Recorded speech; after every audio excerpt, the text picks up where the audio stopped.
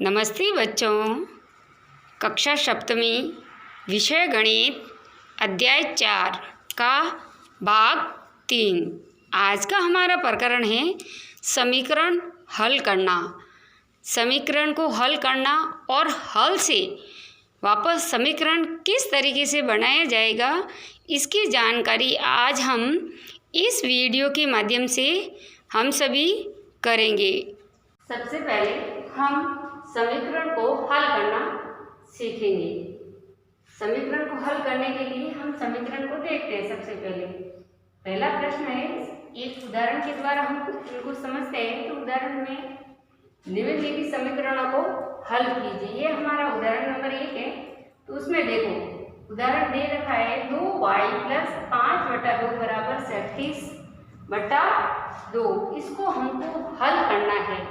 तो हल करने के लिए हम क्या करेंगे, देखो 2y है तो 2y 5/2 प्लस के हैं बराबर में 37 है, तो हम इसको उधर ले जाएंगे। उधर ले जाएंगे तो ये प्लस की जो संख्या है ये माइनस में बदल जाएगी, यानी ये हो जाएगा 5/2। अब देखो हमारे पास ये भिन्न हैं, दोनों ही भिन्नों के रूप में है और बीच में निशान है माइनस का। तो अब हम इनका क्या करेंगे, लसाअ लेंगे। क्या करेंगे, लसाअ लेंगे। यहाँ भी 2 है, यहाँ भी 2 है, हमारा लसाअ आएगा 2। ठीक है ना। अब क्या करेंगे, इस 2 का इस 2 में भाग देंगे। 2 का 2 में भाग गया एक बार।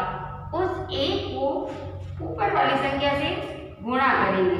ऊपर वाली संख्या से गुणा करेंगे, 1 को 37 से गुणा करेंगे, क्या आएगा 37। फिर निशान बाकी का, फिर वही प्रक्रिया करनी है। 2 का 2 में भाग देना है। 2 का 2 में भाग देंगे, 2 का 2 में भाग दिया तो भाग जाएगा एक बार। और उस 1 को क्या करना है, 5 से गुणा करना है। 5 × 5, ये हो गया हमारा यहाँ तक का। अब हम आगे बढ़ते हैं। 2y बराबर 37 में से 5 गए, पीछे बचे 32/2। ठीक है ना। अब 32/2 है, 2 का भाग 32 में आसानी से जाता है, तो 32 का भाग 2 में देंगे तो जाएगा हमारा 16 बार। ठीक है ना। तो ये हो गया 2y बराबर 16। अब देखो यहाँ पर हमको y का मान निकालना है। आगे 2y है तो 2y बराबर इस 2 को उधर पक्षांतर, ये गुणा का निशान है, उधर जाएगी तो भाग में बदल जाएगी, यानी बट्टा 2। 2 का भाग 16 में देंगे तो 8 बार आएगा, तो y बराबर हो जाएगा हमारा 8। इस तरीके से हमको इन समीकरणों को हल करना है। ठीक है ना। अब हमारा दूसरा है 5 जो है वो t + 28 बराबर क्या है 10। अब हम क्या करेंगे, ये गणितीय अंक है, ये भी गणितीय अंक है, तो इस गणितीय अंक का उधर पक्षांतरण करेंगे। पक्षांतरण ये प्लस की है, उधर तो जाएगी तो माइनस में बदल जाएगी। तो 5 जो है 5t बराबर 10 - 28। हम इस संख्या को उधर ले गए तो ये प्लस का निशान वो माइनस में बदल गया। ठीक है ना। तो 5t बराबर 28 में से माइनस की संख्या बड़ी है, इसलिए माइनस में से हम छोटी वाली संख्या को घटाएंगे। तो 28 में से 10 गए, पीछे बचे 18, वो बचेंगे माइनस के, क्योंकि माइनस की संख्या हमारी क्या है, बड़ी है। माइनस की संख्या बड़ी है, इसलिए यहाँ पे माइनस की संख्या आई। अब इस 5 को हटाएंगे, t का मान निकालना है, तो t बराबर इन दोनों के बीच में गुणा का निशान है। जब ये उधर चली जाएगी तो भाग में बदल जाएगी, -18/5। अब इस 18 और 5 किसी भी पहाड़े से आपस में नहीं कट रहे हैं, तो हमारा आंसर है t बराबर -18/5। ठीक है ना। अब हमारे अगले समीकरण को देखिए। आज हम अलग अलग समीकरणों को हल करना सीखेंगे कि कौन से समीकरण को किस तरीके से हल करना है। तो देखो यहाँ पे दे रखा है 2, कोष्टक में x + 4 बराबर 12। अगर हमें कोष्टक में कोई संख्या दे रखी है, समीकरण दे रखा है, तो उनको हमको किस तरीके से हल करना है। तो उसके लिए देखिए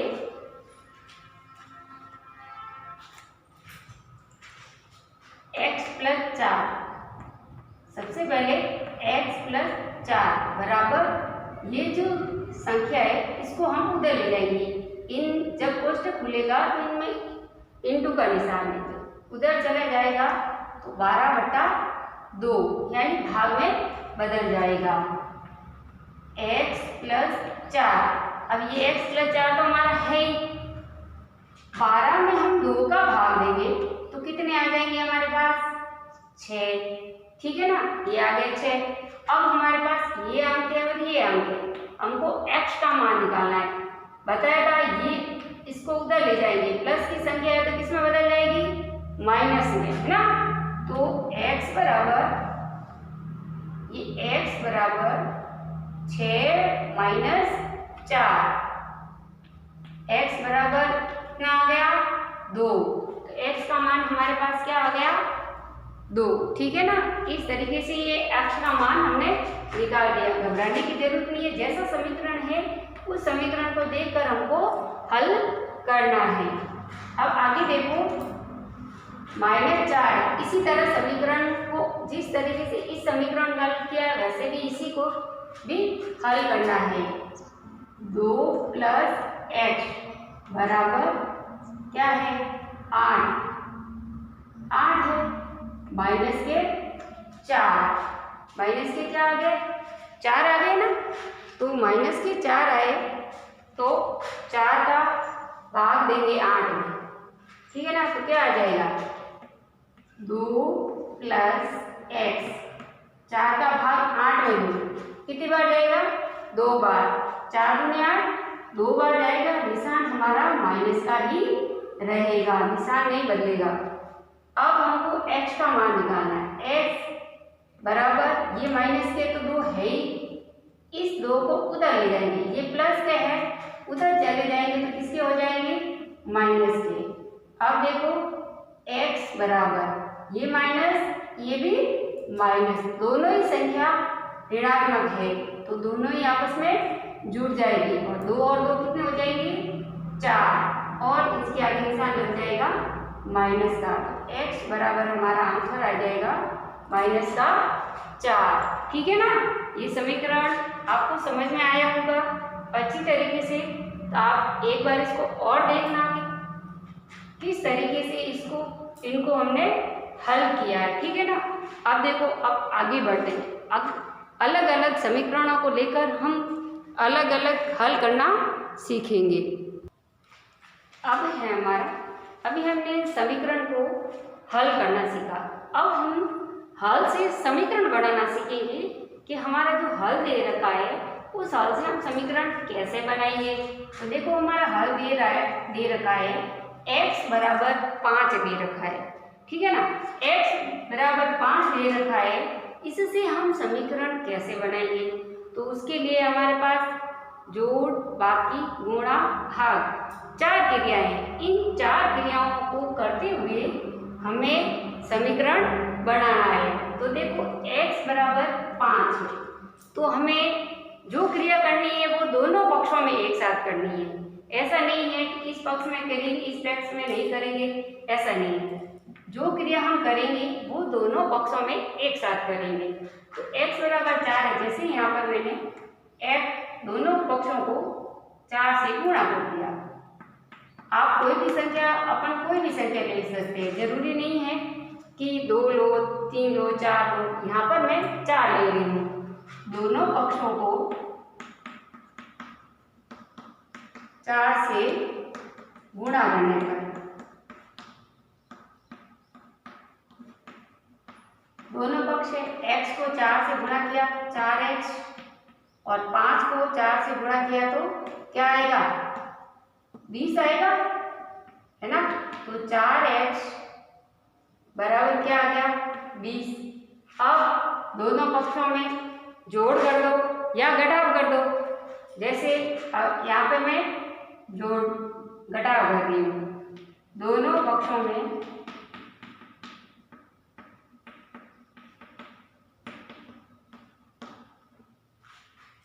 3 घटाने पर, यहाँ पे मैं 3 घटा रही हूँ, आप 2 भी घटा सकते हो, है ना। यहाँ पे बस 3 घटा रही हूँ, तो 4x माइनस 3 और 20 में से भी हमको क्या घटाने हैं, 3। तो हमारा समीकरण बन गया 4x माइनस 3 बराबर 17। इस तरीके से हम हल से समीकरण आसानी से बना सकते हैं। यहाँ पर मैंने गुणा और घटाने को 2 क्रिया साथ में लिए, भाग लेकर भी हम कर सकते हैं। जैसे x बराबर 5 है, अगर हमने इनमें भाग की क्रिया करनी है तो हमको दोनों पक्षों में भाग देना है। तो दोनों पक्षों में भाग देने के लिए देखो आप कि दोनों पक्षों में x में कोई भी संख्या ले सकते हैं अपन, कोई भी संख्या 4, 5, 2, 3, जो अपनी इच्छा हो। हमको समीकरण बनाना है। समीकरण बनाने के लिए जैसे x बराबर 5 है, तो दोनों पक्षों में अगर हम भाग देंगे, ये तो समझ में आ गया ना आपको कि किस तरीके से बनाए। सबसे पहले क्या किया, इस दोनों में हमने दोनों पक्षों को 4 से गुणा किया। 4 से गुणा करने पर हमें 4x बराबर 20 प्राप्त हो गई।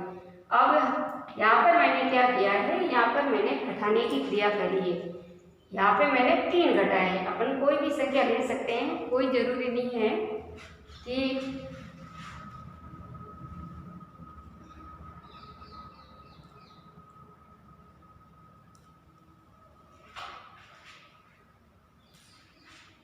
कौन सी संख्या लें, उसके लिए मैंने 3 लिया है। तो 4x माइनस 3 और 20 में भी 3 घटाए, तो हमारा समीकरण बन गया 4x माइनस 3 बराबर 17। इस तरीके से हम समीकरण हल जो दिया हुआ है उस हल से समीकरण को आसानी से बना सकते हैं। ठीक है ना।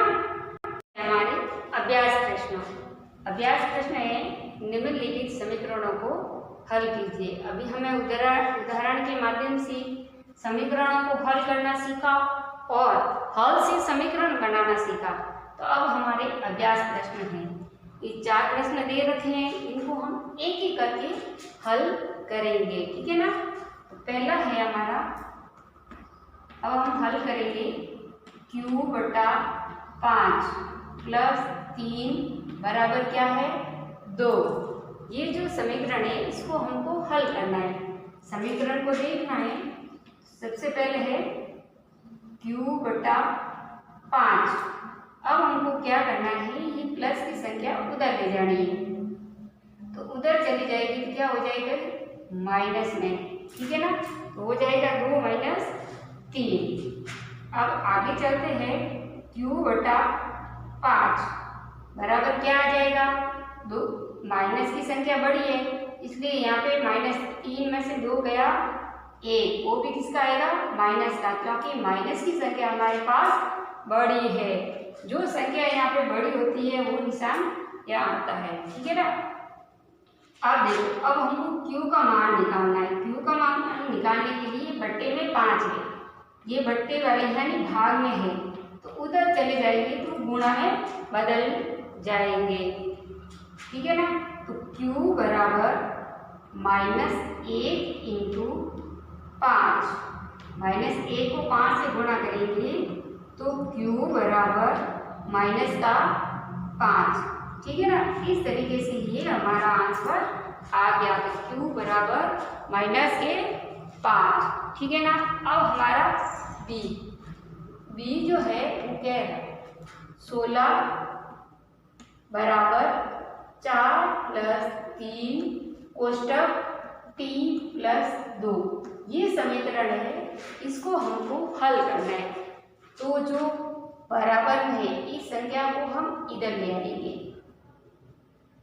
16 प्लस की है तो ये माइनस के 4 में बदल जाएगा। अब हमारे पास 3 बचा है, इस 3 को हम कोष्टक खोलेंगे, तो कोष्टक खोलेंगे, 3 को t से गुणा किया 3t प्लस 3 को 2 से गुणा किया तो हमारे पास क्या आया, 6। ठीक है ना। इस तरीके से ये हमारे पास आ गया। अब हम आगे बढ़ते हैं, तो हमारे पास आ गया 3t, ठीक है ना। 3t बराबर का निशान आगे लगाना है। अब हम समीकरण को 3t प्लस 6, 16 में से 4 गए, पीछे कितने बचे 12। ये हमारा सीधा समीकरण बन गया। इस तरह बराबर था, हम उधर ले गए, ठीक है ना। 3t प्लस 6 बराबर 12। यहाँ तक तो आप लोगों को समझ में आया ना। अब देखो, अब हम हमारे पास सीधा समीकरण बन गया। अब हमें क्या करना है, पक्षांतरण करना है ना। तो अब हम पक्षांतरण 3t बराबर इस 6 को उधर ले जाएंगे, तो 12 ये प्लस की है, किसमें बदल जाएगी माइनस में, तो 12 में से 6 चले जाएंगे। 3t बराबर 12 में से 6 गए 6। अब ये 3t किसमें है, इन दोनों के बीच में गुणा हो रहा है, तो t बराबर 6/3 यानी बराबर हो गया 2। तो हमारा आंसर आ गया t बराबर 2, ठीक है ना। ये हमारा आंसर आ गया t बराबर 2। आपको समझ में आया ना अच्छी तरीके से। अब हम तीसरा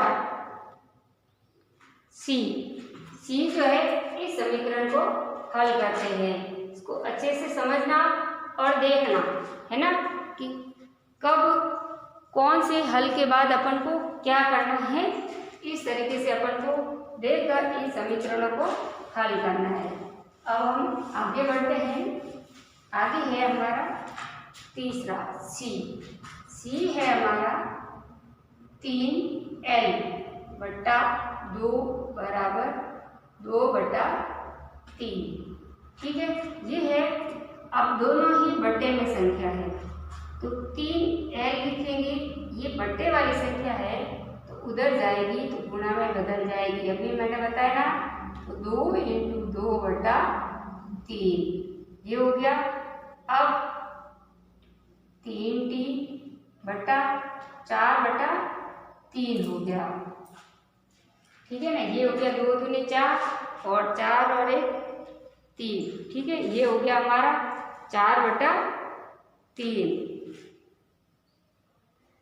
अब हमको t का मान निकालना है, तो t का मान निकालने के लिए देखिए, ये t है, ये गुणा में है तो किसमें चला जाएगा, भाग में चला जाए। भाग में एक अंक है अपने पास, है ना, और एक अंक और आ जाएगा, तो हमारा t का मान आ जाएगा 4/9। आपको समझ में आया। सबसे पहले क्या करना है, ये जो भाग में है इसको गुणा में करेंगे। ऊपर वाली संख्या से गुणा किया तो हमारे पास आए 4, बट्टे में 3 हमारे पास है, ये 3 के 3 लिख दिए। अब ये जो 3 × है उधर चले जाएंगे तो भाग में बदल जाएगा, भाग वाला गुणा में और गुणा वाला भाग में निशान बदल जाएगा। तो इस तरीके से हमारा t का मान आ गया 4/9। अब हमारा लास्ट है d, 4 + 5 p - 1 बराबर कितने हैं 34, बराबर कितने हैं 34, ठीक है ना। इसको अब हमको हल करना है। इस समीकरण को देखिए, सबसे पहले ये जो 4 है उधर पक्षांतर में ले लेंगे, तो p 5 ये समीकरण हो गया 34, ये प्लस है उधर चले जाएंगे तो माइनस में हो जाएंगे। अब इनका हम गुणा करते हैं, कोष्टक खोलेंगे, गुणा करेंगे। p को 5 से गुणा किया तो 5p, 1 को 5 से गुणा किया तो 5 बराबर 34 में से 4 गए, पीछे बचे हमारे पास 30, ठीक है। अब ये समीकरण बन गया। अब हम 5 को उधर ले जाएंगे, 5p बराबर ये जो 30 है, इस 5 को उधर ले जाएंगे, प्लस के क्या बन जाएंगे 5, तो p बराबर हमारा क्या हो गया 35। अब हमको p का मान निकालना है, तो p बराबर जो है, ये जो गुणा का है, p गुणा का है, इधर चला जाएगा तो बट्टे में आ जाएगा, और 35 में हम 5 का भाग देंगे तो हमारा p बराबर आ जाएगा 7। ई बराबर क्या आ जाएगा हमारा 7। ये हो गया हमारा हल। इस तरीके से हमको समीकरणों को, अलग अलग तरीके के समीकरणों को हल करना है, ठीक है ना।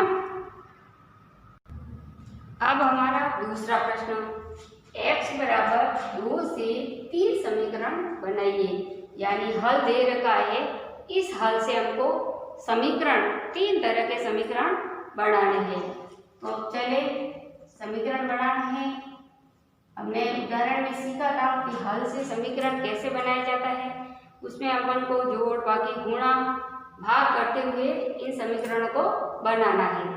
तो समीकरण को बनाने के लिए सबसे पहले x बराबर क्या है हमारा 2 और हमको 3 बनाना है। तो सबसे पहले देखो, कोई भी संख्या ले सकते हैं। तो मैं यहाँ पे पहले समीकरण को बनाने के लिए इनमें से 4 घटा 3, तो घटानी है। घटाने का मतलब है दोनों पक्षों में से ये क्रिया करनी है।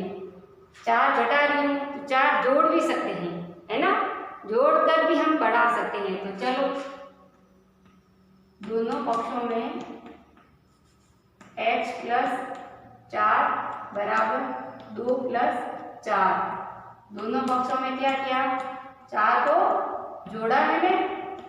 दोनों पक्षों में 4 जोड़ने पर तो x + 4 बराबर क्या हो गया 8। ये हो गया हमारा पहला समीकरण। पहला समीकरण बन गया। अब हमारा दूसरा समीकरण। अब हम क्या करते हैं कि पहले 3 से गुणा करते हैं। तो x × 3 बराबर 2 × 3।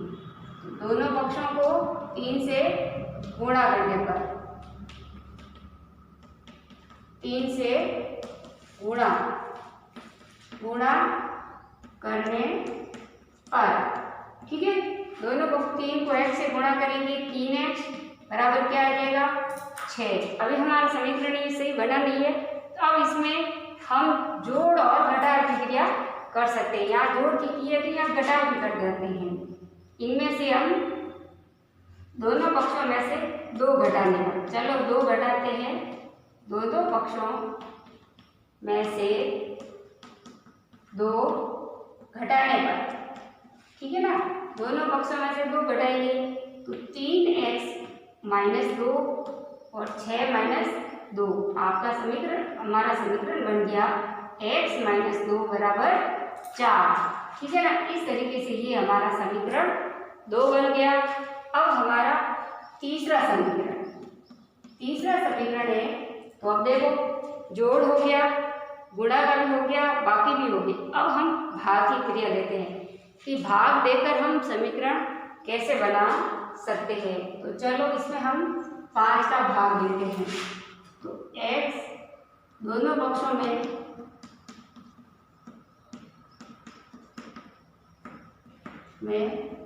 5 का भाग देने पर,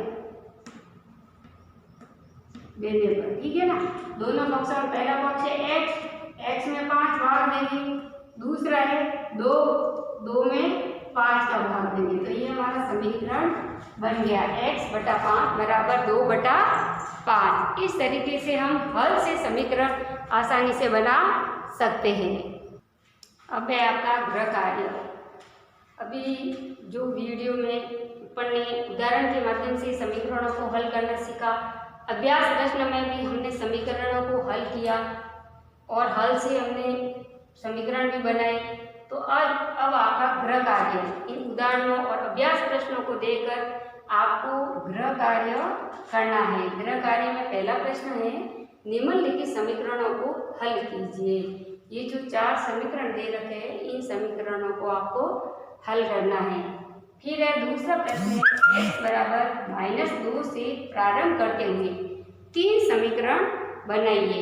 यानी x बराबर -2 लेना है आपको और आपको 3 समीकरण बनाने हैं।